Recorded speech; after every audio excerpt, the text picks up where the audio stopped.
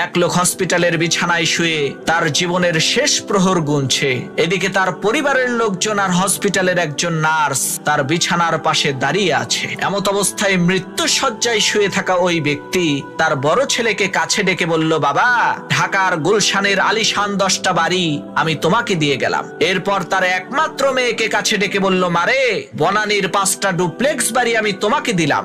এরপর ছোট ছেলেকে বলল, বাবা, তুমি সবার চাইতে ছোট আর সবার চাইতে আমি তোমাকে বেশি ভালোবাসি, এজন্য বসুন্ধরা সিটি কমপ্লেক্সের ওই 15টা দোকান আমি তোমার নামে করে দিলাম। অবশেষে তার স্ত্রীকে বললেন, আমি দুনিয়া থেকে চলে যাওয়ার পর টাকা পয়সার জন্য যাতে কারো কালো মুখ দেখতে না হয়, এজন্য এলিফ্যান্ট রোডের 12টা ফ্ল্যাট আমি তোমাকে দিয়ে গেলাম। পাশে দাঁড়িয়ে থাকা নার্স লোকটার স্ত্রীকে বলল, আহারে, আপনি কতই না ভাগ্যবতী মহিলা, এত ধনী একজন স্বামী পেয়েছেন।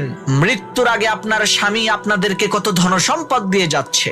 নার্সের এই কথা শুনে লোকটার স্ত্রী বলল, কি সব যাতা বলেন, কিসের ধনী, কিসের সম্পত্তি? আমার স্বামী তো পেপার বিক্রেতা, সকাল সকাল পত্রিকা বিতরণ করার জন্য আমাদের সবাইকে লোকেশন ভাগ করে দিচ্ছে। লোকটার স্ত্রীর এই কথা শুনে ওই নার্স আজও পর্যন্ত কোমায় আছে।